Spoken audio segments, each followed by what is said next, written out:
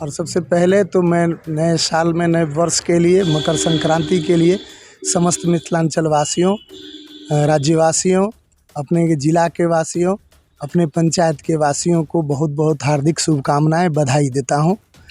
और नया साल उनके जीवन में नया संचार, नया व्यवस्था लाए, इसका मैं शुभाकांक्षी। नया वर्ष 2025 का आगमन हो चुका है और 2024 की यादें अब लोग भुलाना शुरू कर दिए। अगर बात की जाए तो 2024 बहुत लोगों के लिए यादगार रहा होगा, अच्छा रहा होगा, तो बहुत लोगों के लिए बुरा साबित भी हुआ होगा।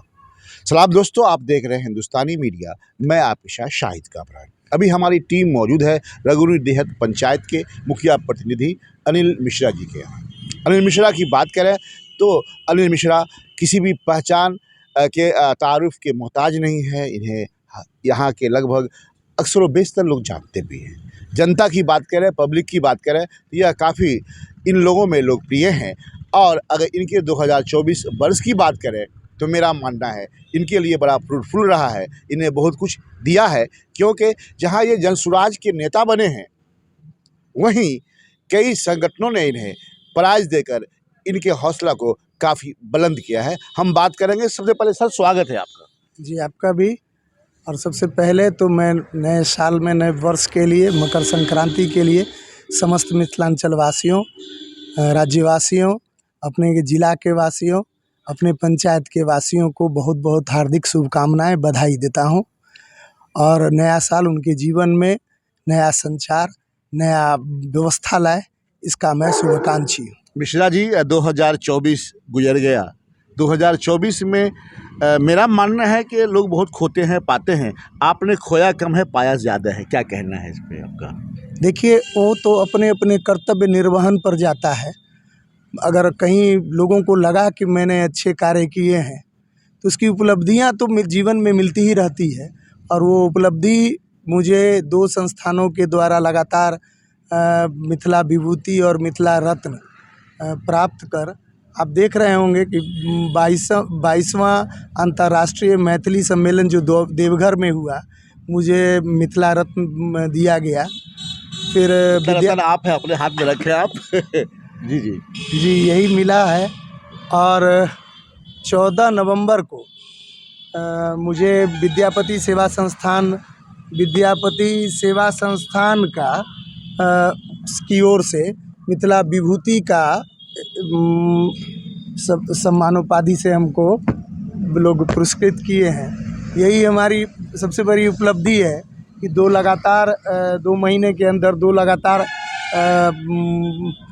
सम्मान से मैं सम्मानित हुआ हूँ। और कहीं न कहीं उन लोगों को लगा होगा कि यह व्यक्ति समाज के लिए अपना अच्छे से अच्छे कर्तव्य से अच्छे निर्वहन कर रहा है। जी, एक सवाल यहाँ पैदा होता है। आपको लग रहा है ना, आप जनप्रतिनिधि हैं, आपने ही बहुत सेवा किया है। लोग कहते हैं ना कि डू गुड एंड फॉरगेट, अंग्रेजी की कहावत है।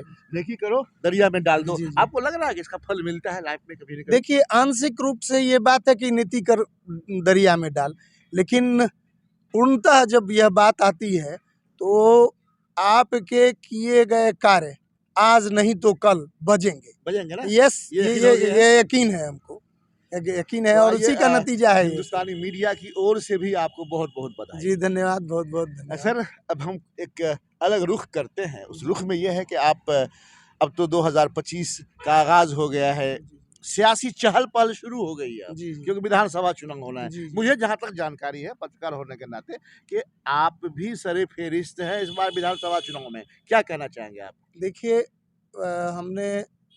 मैं पहले सीपीआई में था और कहीं कोई हमको मान सम्मान में कहीं कोई कमी नहीं थी उसमें भी।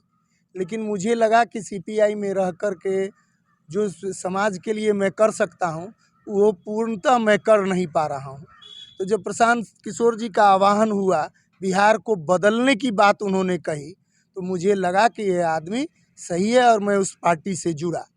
और जब उनके पदयात्रा में शामिल होकर के उनसे जब जुड़ा तो निरंतर उनके बातों को देखते हुए, वहाँ उनके आज तक उनके द्वारा किए गए कार्यों को जब मैं देखता हूँ तो मुझे लगा कि कुछ न कुछ इस व्यक्ति में है।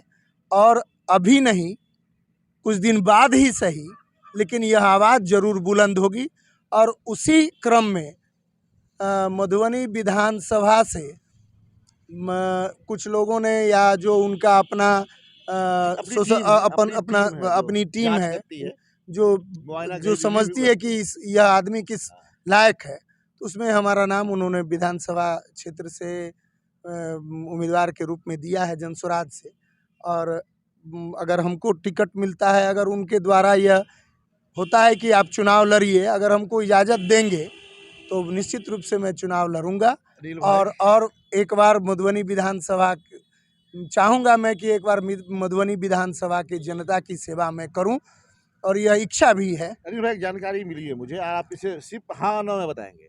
मालूम ये हुआ कि अभी देश के जो हालात हैं, खासकर बिहार की बात करेंगे, बिहार के भी हालात बहुत अच्छे नहीं हैं।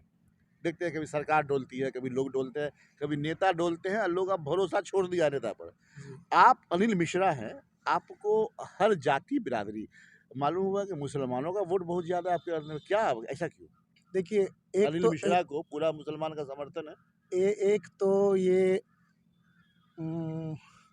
हमारे माता पिता का देन है कि मैं जाति में विश्वास नहीं करता हूँ, इसलिए कि ऊपर से किसी को कोई ठप्पा लग के नहीं आता है, और जो होता है यहीं इसी धरती पर आकर के, वो हमारे पंडित जी के द्वारा हो कि मौलवी साहब के द्वारा हो कि पादरी के द्वारा हो, ठप्पा लग जाता है कि आप ये हैं वो हैं। मैं इन सबों में मनुष्य के द्वारा बनाए गए नियमों में ये बहुत ज़्यादा विश्वास करने वाला नहीं हूँ। ठीक है, हमारे माता पिता जिस राह पर चलते थे, मैं उसी राह पर हूँ। सामने वाला व्यक्ति अगर कोई मुसलमान है, अगर उसको खुदा में विश्वास है तो मुझे भी खुदा में विश्वास है। सबका मालिक एक ही है। तो जब वो रास्ते अलग अलग जाते हैं लेकिन मंजिल एक ही है, जब सब लोग एक ही मंजिल की ओर हैं तो सबके साथ मिल करके चलने में हमको विश्वास है। मंजिल एक ही। आखिरी सवाल करेंगे, सवाल बहुत सेंसिटिव है, जवाब सोच कर दीजिएगा। ईश्वर अल्लाह तोरे नाम पे अभी पटना में खूब हंगामा हुआ है, क्या कहना चाहेंगे आप? कैसे लोग थे वो? ईश्वर अल्लाह तोरे नाम, ईश्वर और अल्लाह हम तो समझते हैं कि एक ही है, और सबको मानने का अलग अलग तरीका। वो लोग कौन है जो हल्ला हंगामा करते हैं? देखिए, वो कुछ सभी समयों में कुछ लोग होते हैं जो विवाद को बनाना ही उनका एकमात्र, विवाद खड़ा करना ही एकमात्र ध्येय होता है। ये वोट की राजनीति है, बहुत कुछ हो सकता है। मंदिर कहीं, मस्जिद कहीं, सब मुद्दा एक जगह हो जाता है, और जब मिलना होता है तो सब एक जगह मिल करके काम करते हैं। नए साल का पहला दिन है, ज़्यादा कुछ बात भी नहीं करेंगे। क्या कहना चाहेंगे अपने आप विधानसभा वासियों से? मैं विधानसभा वासियों से कहूँगा कि देखिए, वोट के दिन आने वाले हैं। आज तक आपने वोट दिया मंदिर के लिए, मंदिर बना। आज आपने वोट दिया रोड सड़क बिजली के लिए, दिया वोट दिया। आप अपने लिए कभी वोट नहीं दिए हैं, अपने बच्चों के लिए कभी वोट नहीं दिए हैं। इस बार वोट गिराने से पहले एक बार ज़रूर सोचिएगा मन में कि हमारे बच्चों के भविष्य का क्या होगा, और तब वोट डालिएगा। आपकी उम्र गुजर गई, गुजरने वाली है, गुजर रही है। आपके आने वाले भविष्य, आपके आने वाले बच्चों के भविष्य के लिए क्या होगा, यह सोच करके, वह दिल पर हाथ रख करके, वह सोच करके वोट डालिएगा। यही बस मैं कहना चाहता हूँ। धन्यवाद। आपने समय दिया, धन्यवाद। धन्यवाद।